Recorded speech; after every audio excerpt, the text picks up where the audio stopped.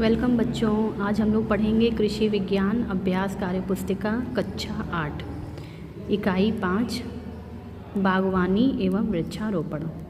आइए सॉल्व करते हैं। प्रश्न नंबर 1, निम्नलिखित प्रश्नों में सही विकल्प पर सही का निशान लगाइए। क है बाग लगाने हेतु सर्वोत्तम मृदा होती है, तो राइट आंसर है आपका दोमट मिट्टी। ख सिंचाई की विधि में सबसे कम पानी की आवश्यकता होती है, किसमें? टपक सिंचाई। टपक सिंचाई में बूंद बूंद करके पानी टपकता है, इसीलिए इसका नाम है टपक सिंचाई। उष्णकटिबंधीय जलवायु का फल है, राइट आंसर है द आम। कोयलिया रोग प्रभावित करता है किसको? आम को।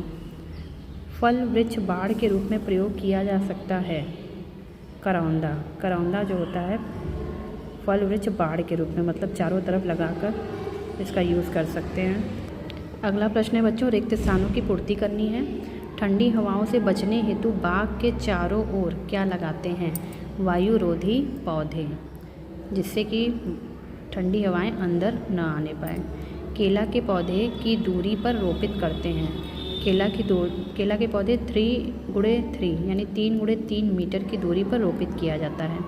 पौधारोपण हेतु कौन सा महीना सर्वोत्तम होता है? राइट आंसर है जुलाई से अगस्त।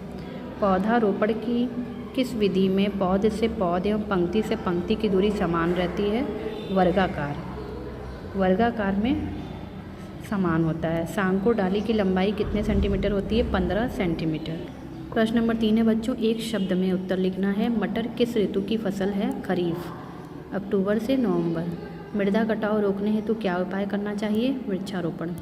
किस माह में पात गोभी की पौध रोपित करनी चाहिए? नवंबर मार्च। किस फल वृक्ष को साग वाटिका में रोपित करना चाहिए? पपीता। वन महोत्सव का आयोजन किस हेतु किया जाता है? वृक्षारोपण का महत्व बताने के लिए वन महोत्सव का आयोजन किया जाता है। प्रश्न नंबर 4 है बच्चों, बेमेल छांटना है। लौकी, करेला, टिंडा, टमाटर ये सब सब्जी है, टमाटर एक फल है। नींबू, अंगूर, मटर, केला। मटर सब्जी है, बाकी सब फल है। चश्मा लगाना, कलम बांधना, प्रकंद, कर्तन। कर्तन क्या है? जड़ है। सांकुर डाली, मूल वृंत, कलिका, बीज। बीज लैंगिक जनन के लिए यूज़ होता है। वर्गाकार विधि, आयताकार विधि, कायिक विधि, पंचभुजाकार विधि।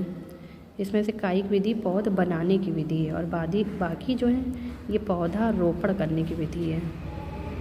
प्रश्न नंबर 5 है, उपयुक्त जो हो, राइट आंसर वो पीछे से चुनना है। अंगूर रोपण के लिए उपयुक्त दूरी कितनी होती है?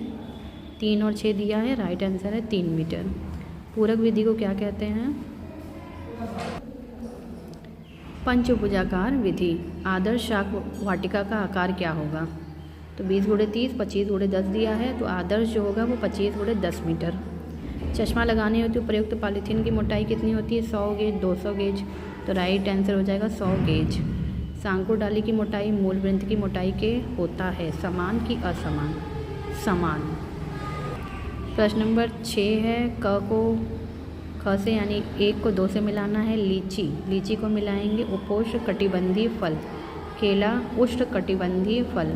ईंट का भट्टा, कोयलिया रोग।